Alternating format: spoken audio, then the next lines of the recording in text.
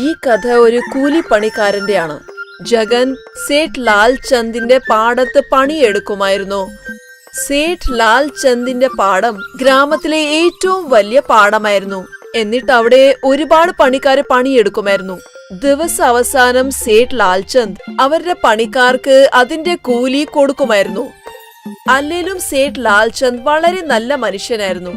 പക്ഷേ അദ്ദേഹം പണിക്കാരുടെ മേളിൽ ഒരു കണ്ണ് വെക്കാൻ വേണ്ടി കാലിയെ ഏൽപ്പിച്ചായിരുന്നു. കമല, ഞാൻ കുറെ നേരെ നോയിക്കൊണ്ടിരിക്കുന്നു. ഇങ്ങനെ തന്നെ ഇരിക്കുകയാണെങ്കിൽ നിങ്ങൾക്ക് ഇന്നത്തെ കൂലി കിട്ടില്ല. ഞാൻ പറയട്ടെ, എനിക്ക് നല്ല സുഖം തോന്നുന്നില്ല. അതൊന്നും എനിക്ക് അറിയണ്ട. പണിയെടുക്കാൻ വന്ന പണി എടുത്തിരിക്കണം. കാലിയ പലപ്പോഴും പണിക്കാരോട് വളരെ ദേഷ്യത്തിലാണ് പെരുമാറിക്കൊണ്ടിരുന്നത്. ഒരു ദിവസം സംഭവിച്ചത്, ജഗൻ പാടത്ത് പണിയെടുക്കുന്നുണ്ടായിരുന്നു. അപ്പോഴാണ് അയാളുടെ ശ്രദ്ധ തിരിഞ്ഞത്. പെട്ടെന്ന് അയാളുടെ കൈ മുറിഞ്ഞു. കുറെ പണിക്കാര് അയാളുടെ അടുത്തേക്ക് പോയി. ഒരു സ്ത്രീ അയാളുടെ മുറിവ് കെട്ടിക്കൊടുത്തു. പിന്നെ പണിക്കാരെല്ലാവരും അവരൊരു പണി നോക്കാൻ തുടങ്ങി. അപ്പോഴാണ് കാലിയ അവിടെ എത്തിയത്. ഹേയ് ജഗൻ, എന്താടാ വെറുതെ ഇരിക്കുന്നത്? ചേട്ടാ, ഇദ്ദേഹത്തിന്റെ കൈ കോടാലി കൊണ്ട് മുറിഞ്ഞു. നിങ്ങൾക്ക് പണിയിൽ ശ്രദ്ധയേ ഇല്ല. പക്ഷേ കൂലിപ്പണം മാത്രം മുഴുവനും വേണം. നിങ്ങളുടെ മരുന്ന് ചെലവുകളെല്ലാം ഞങ്ങൾ തന്നെ നോക്കണം. നിങ്ങളൊക്കെ കൂടി ചേർന്ന സേട്ടിനെ പെരുവഴിയിലാക്കും. കാലിയുടെ സംസാരം കേട്ടപ്പോ ജഗന് ഒരുപാട് ദേഷ്യം വന്നു. ഒന്നും സംസാരിക്കാതെ അയാള് വീട്ടിലേക്ക് പോയി. വീട്ടിൽ ചെന്ന അയാള് ഭാര്യയോട് നടന്ന കാര്യങ്ങളെല്ലാം തുറന്നു പറഞ്ഞു. പാവം കയ്യിലെ മുറിവ് കണ്ടപ്പോ കരയാൻ തുടങ്ങി. അയ്യോ, എന്തിനാ നീ കരയുന്നത്? കുറച്ചു ദിവസത്തിലെല്ലാം ശരിയാവുന്നേ. ഈ മുറിവ് ഉണങ്ങിപ്പോകും. പക്ഷേ അയാളോ? ആ കാലിയ നിങ്ങളോട് ഓരോ കാര്യം പറഞ്ഞ് ദേഷ്യപ്പെടുപ്പിക്കില്ലേ? അതുകൊണ്ടെന്താ? അവൻ ഇതെല്ലാം ശീലമല്ലേ? ഞാൻ പറയുന്ന ഒന്ന് കേക്ക്. നിങ്ങൾക്ക് ഈ കൂലിപ്പണി ഒന്നും വിടാൻ പറ്റില്ലേ? ഈ കൂലിപ്പണി എടുക്കുന്നത് ഞാൻ അങ്ങ് നിർത്തിക്കളഞ്ഞാൽ പിന്നെ എന്താ ചെയ്യാ? നമുക്ക് വേണമെങ്കിൽ കോഴിയെ വാങ്ങി അതിന്റെ മുട്ട വിൽക്കാം. പക്ഷേ അത് വാങ്ങിക്കാനുള്ള പണം നമ്മുടെ കയ്യിൽ എവിടെ ഉണ്ട്? എന്റെ പൂർവികര് എനിക്ക് സ്വത്തുക്കളൊന്നും തന്നിട്ട് പോയിട്ടില്ല. അതുകൊണ്ട് ഇപ്പൊ എന്താ ചെയ്യാ? മാല അവളുടെ കയ്യിലിരുന്ന് 2 വളകളും ഊരി, പിന്നെ കാതിലെ കമ്മലും കൊടുത്തു. ആഭരണങ്ങൾ അണിയാൻ വേണ്ടി മാത്രമല്ല, പക്ഷേ അത്യാവശ്യത്തിന് അതിനെ വിൽക്കാനും കഴിയും. വേണ്ട വേണ്ട, ഇത് എനിക്ക് വേണ്ട. മാല ഒരുപാട് വാശി പിടിച്ചതുകൊണ്ട് ജഗൻ ആ ആഭരണങ്ങൾ മേടിച്ചു. ജഗനും മാലയും മാർക്കറ്റിലേക്ക് പോയി. എന്നിട്ട് അവര് ആ ആഭരണങ്ങൾ ഒരു സ്വർണക്കടക്കാരന് കൊടുത്തു. അതിനവർക്ക് 2000 രൂപ കിട്ടി. പിന്നെ മാലയും ജഗനും ഒരു കോഴിക്കാരന്റെ അടുത്തേക്ക് പോയി. അതെ, ഒരു കോഴിയുടെ വില എത്രയാ? ഒരു കോഴിയുടെ വില 100 രൂപയാണ്. ഇനി ഒരു പക്ഷേ 10 കോഴി മേടിക്കുകയാണെങ്കിൽ ഒരു കോഴീനെ ഞാൻ ഫ്രീ ആയിട്ട് തന്നേക്കാം. വളരെ നല്ല കാര്യം. ജഗൻ അയാൾക്ക് 1000 രൂപ കൊടുത്തു. ആ കടക്കാരൻ വലിയൊരു കൊട്ടയ്ക്കകത്ത് 10 കോഴിയും പിന്നൊരു പൂവനെയും കൂടാണ് കൊടുത്തത്. ജഗനും മാലയും വീട്ടിലേക്ക് വന്നു. എന്നിട്ട് പിന്നെ അവര് ബാംബുയുടെ കഷ്ണം ഉപയോഗിച്ച് കോഴികൾക്ക് വേണ്ടി കൂടുണ്ടാക്കി.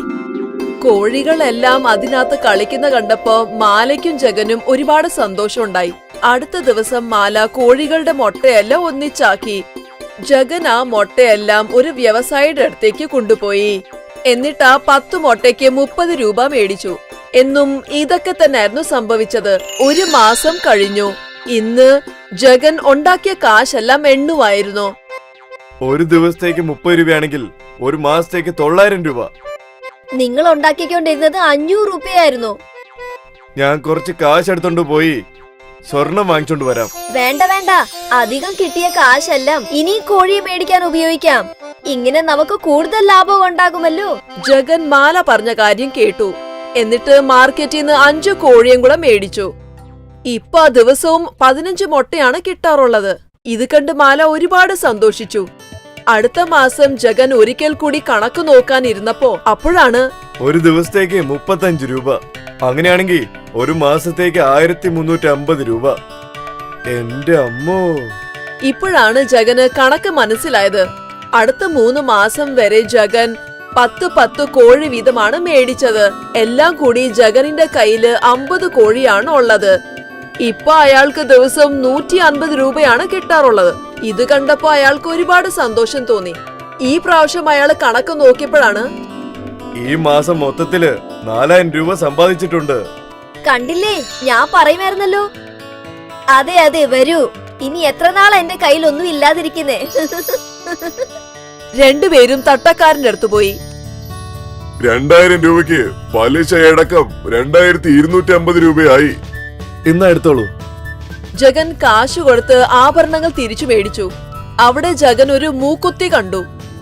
ആ മൂക്കുത്തി എത്രയാണ്? അധികം വിലയൊന്നുമില്ല, 450 രൂപയേ ഉള്ളൂ. അതും തന്നേക്കൂ. മാല പുതിയ മൂക്കുത്തി ഇട്ടപ്പോ ഒരുപാട് സന്തോഷിച്ചു. അതിനുശേഷം ജഗൻ അയാളുടെ മൊട്ടയുടെ വ്യാപാരം തുടങ്ങി. 1 വർഷത്തിന് ശേഷം അയാള് നേടിയ ലാഭം 30,000 രൂപയായിരുന്നു. ഇപ്പൊ അയാളുടെ സ്വന്തമായിട്ട് പോൾട്രി ഫാം ഉണ്ട്. ഫാമിൽ പണിയെടുക്കാൻ ഒരുപാട് ആൾക്കാരുണ്ടായിരുന്നു. ഇപ്പൊ അവരുടെ കുഞ്ഞു കുടില് വലിയൊരു കൊട്ടാരം പോലെ മാറിക്കഴിഞ്ഞു. ഇപ്പൊ ജഗനും മാലിക്കും അവരുടെ ജീവിതത്തിൽ ഒരുപാട് സന്തോഷം ഉണ്ടായിരുന്നു. 1 വർഷം മുമ്പായിരുന്നു ജഗൻ കൂലിപ്പണി എടുത്തോണ്ടിരുന്നത്. ഇപ്പൊ അദ്ദേഹം ഒരു വ്യവസായിയാണ്. മാല വാശി പിടിക്കത്തില്ലായിരുന്നെങ്കിൽ ജഗൻ ഇപ്പോഴും കൂലിപ്പണി എടുത്തോണ്ടിരുന്നേനെ. അതുകൊണ്ടാണ് പറയുന്ന കുട്ടികളെ, ജീവിതത്തിൽ വിജയം നേടണമെങ്കിൽ ഒരു അവസരം മാത്രം കിട്ടിയാ മതി. ജഗന് കിട്ടിയതുപോലെ. എന്നിട്ട് അയാൾക്ക് 1 വർഷത്തിനകം വിജയം നേടിക്കിട്ടി.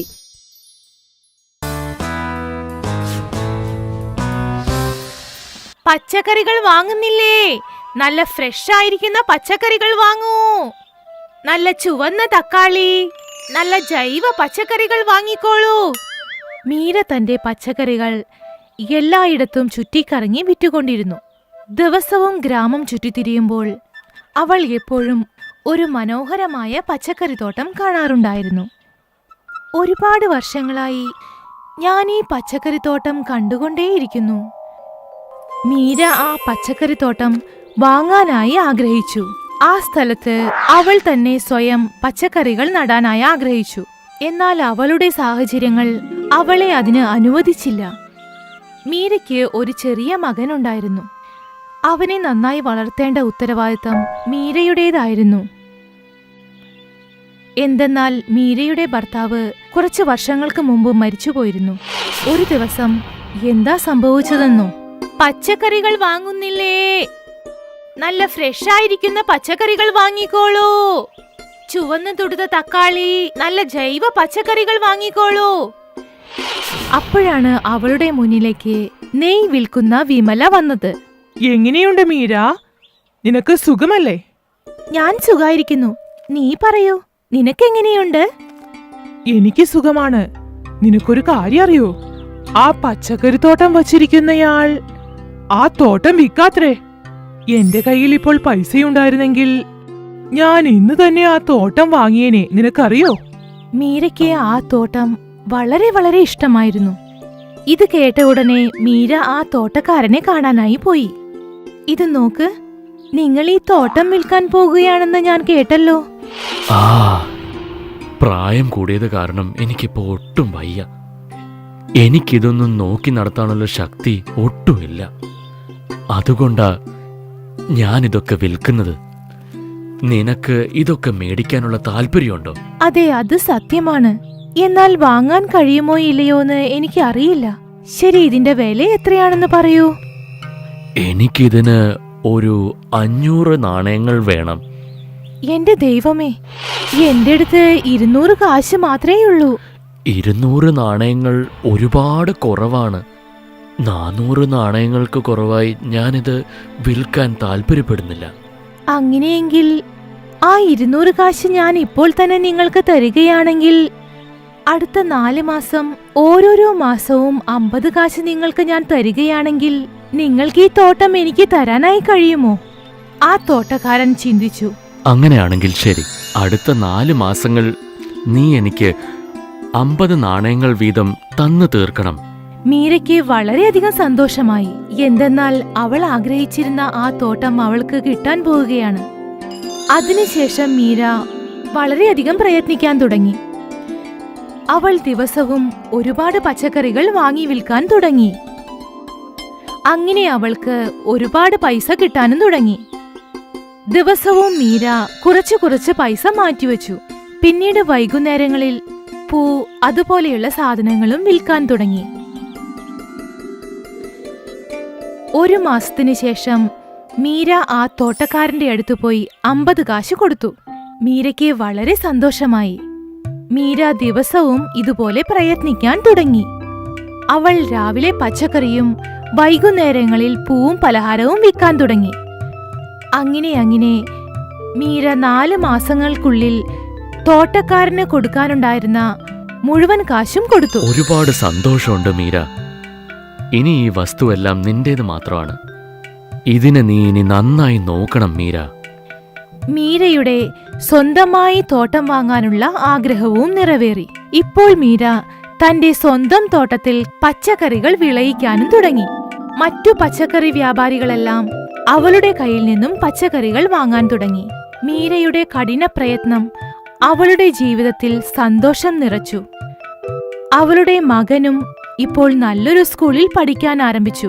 അങ്ങനെ മീരയുടെ ജീവിതം സന്തോഷം കൊണ്ട് നിറഞ്ഞു. അതുകൊണ്ടാണ് പ്രയത്നിക്കുന്നവർ ഒരിക്കലും തോൽക്കില്ല എന്ന് പറയുന്നത്. കരണും കുണാലും അവരുടെ കുടുംബത്തോടൊപ്പം അവരുടെ നാട്ടിൽ പോയി. രണ്ടുപേർക്കും അവരുടെ ഗ്രാമത്തിലെ മൃഗങ്ങളെ ഒരുപാട് ഇഷ്ടമായി. എന്നിട്ട് രണ്ടുപേരും ഓരോ താറാവിനെ എടുത്ത് വീട്ടിൽ കൊണ്ടുവന്നു. തുടക്കത്തിൽ കരണും കുണാലും അവരുടെ താറാവിനെ ഒരുപാട് ഇഷ്ടപ്പെടുമായിരുന്നു. പക്ഷേ പതുക്കെ പതുക്കെ കുണാലിന് അതുങ്ങളോടുള്ള പെരുമാറ്റം മാറാൻ തുടങ്ങി. കരൺ, നിന്റെ താറാവ് എന്താ മിണ്ടാതിരിക്കാത്തത്? ഇത് കാരണം എനിക്ക് ഉറങ്ങാൻ കഴിയുന്നില്ല. നമ്മൾ രണ്ടുപേരും ഒന്നിച്ചല്ലേ അതിനെ കൊണ്ടുവന്നേ. ഇപ്പൊ അത് ഒച്ചയിട്ടപ്പോ അത് എന്റെ താറാവ് മാത്രം എങ്ങനെയായി? കരൺ, നീ എങ്ങനെയെങ്കിലും ആ താറാവിനെ ഒന്ന് മിണ്ടാതിരിപ്പിക്കേ.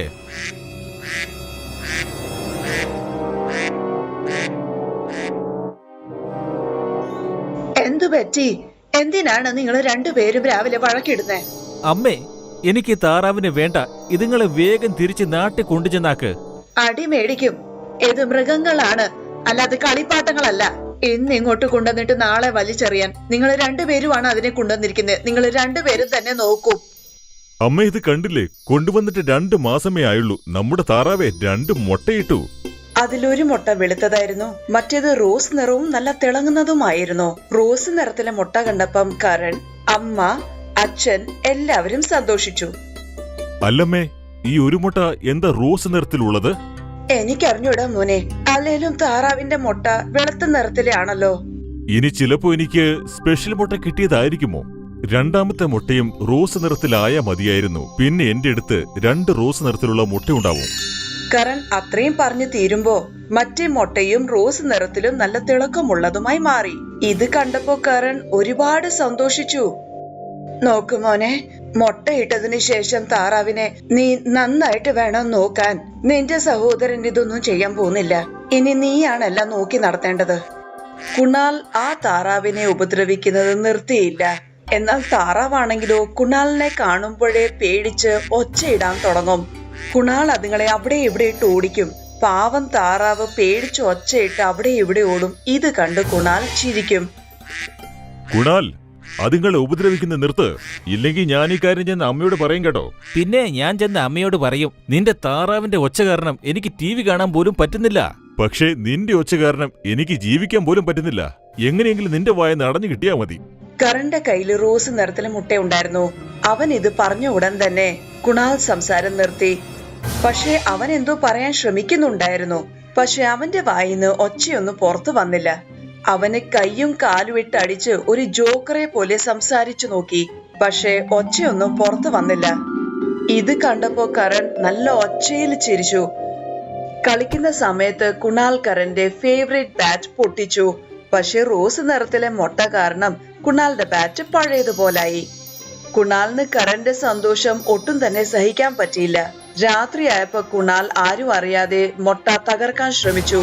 പക്ഷെ കുണാൽ അടുത്തു വന്നതും ഒച്ചയിട്ട് ഓടി വന്ന് അവന്റെ കാലെ കൊമ്പ് വെച്ച് നന്നായിട്ട് കൊത്തി. വേദന കൊണ്ട് കുണാൽ അവിടെ തന്നെ വീണു. അവന്റെ കാലയിൽ ഫ്രാക്ചറുമായി. ഇതെല്ലാം നിന്റെ ഈ താറാവ് കാരണമാണ്. എന്റെ കാലൊന്ന് ശരിയാകട്ടെ. ഇതുങ്ങളെ ഒരെണ്ണത്തെ പോലും ഞാൻ വെറുതെ വിടത്തില്ല. ഈ കാര്യത്തിൽ എന്റെ താറാവ് ഒരു തെറ്റും ചെയ്തിട്ടില്ല. എനിക്ക് എന്റെ ഫുട്ബോൾ മാച്ചിലും പങ്കെടുക്കാൻ സാധിക്കില്ല.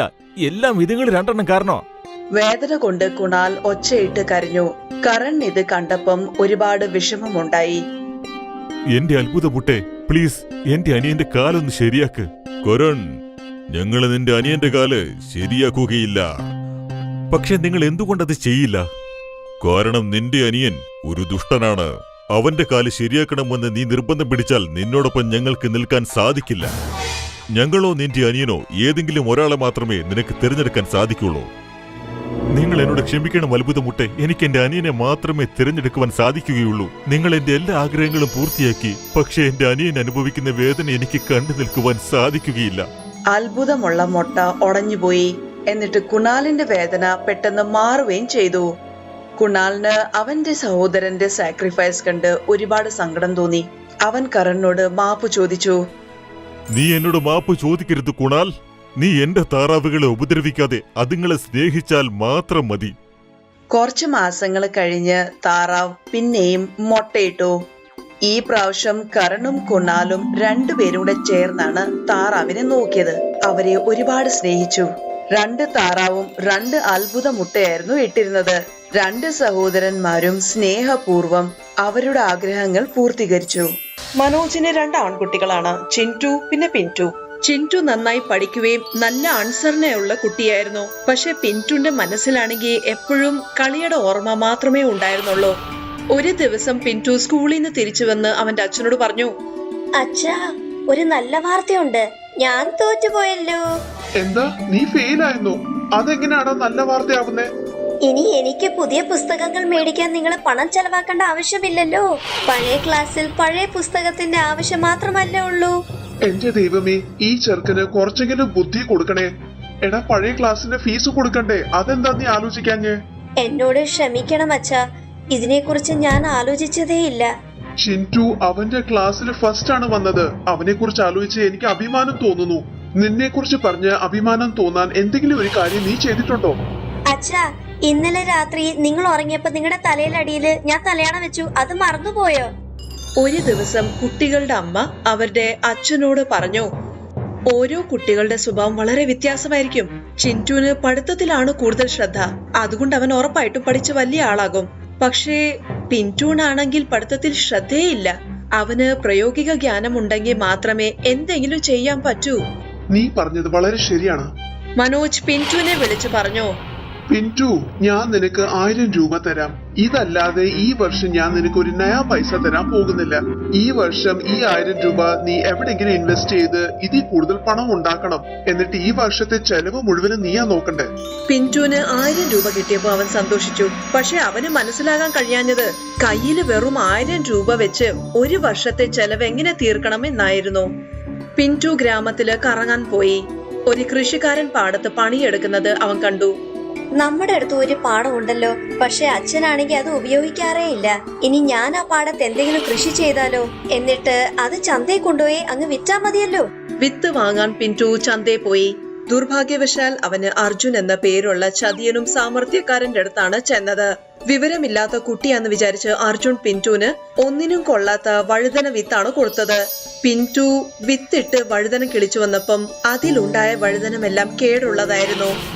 ഞാൻ ഇത്രയും നാൾ അധ്വാനിച്ചത് വെറുതെ ആയി പോയെന്ന് തോന്നുന്നു. ഒന്നിനും കൊള്ളാത്ത ഈ വഴുതനിങ്ങ ആര് മേടിക്കാനാ? പിന്റു വഴുതനം അതുപോലെ തന്നെ വിട്ടു. എന്നിട്ട് വളരെ വിഷമത്തോടെ നദിയുടെ കരയിൽ ചെന്നിരുന്നു.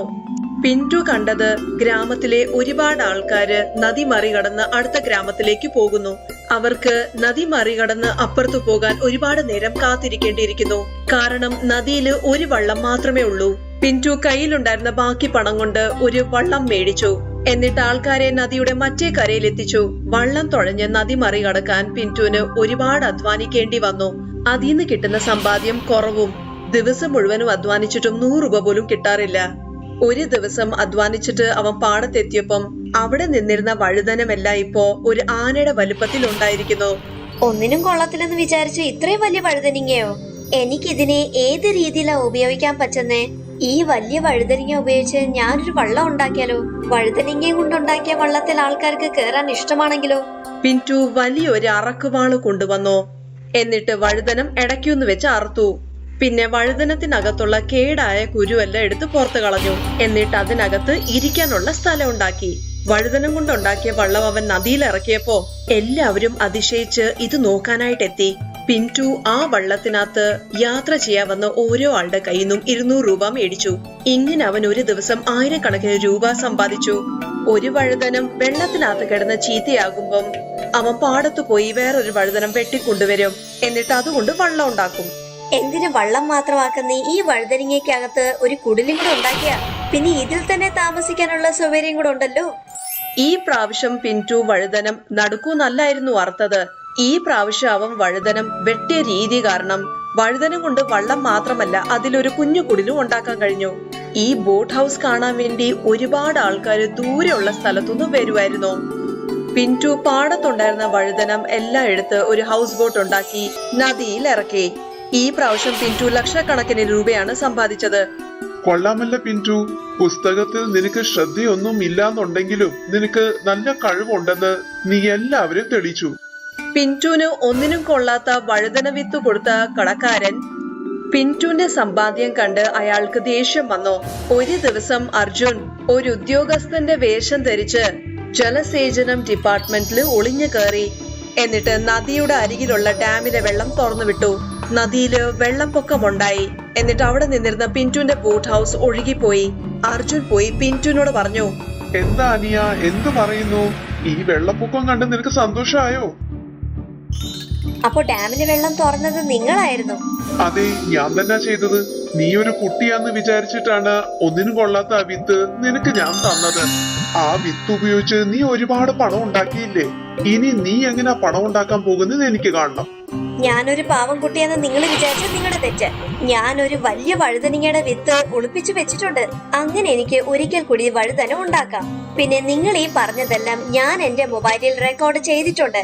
ഡാമിലെ വെള്ളം നിങ്ങളാണ് തുറന്നു വിട്ടതെന്ന് നിങ്ങളിപ്പം പറഞ്ഞതല്ലേ ഉള്ളൂ. പിന്റു പോലീസ് സ്റ്റേഷനിൽ പോയി അർജുനെതിരെ പരാതി കൊടുത്തു. അനധികൃതമായിട്ട് വെള്ളം തുറന്നു വിട്ടതിന്റെ കുറ്റത്തിന് അർജുനെ ശിക്ഷിച്ച് ജയിലിലിട്ടു. കയ്യിലുണ്ടായിരുന്ന വിത്തും കൊണ്ട് പിന്റു ഒരിക്കൽ കൂടി വലിയ വഴുതനം കിളിപ്പിച്ചു. പിന്റുവിന്റെ ബോട്ട് ഹൗസിന്റെ പണി വീണ്ടും തുടങ്ങി.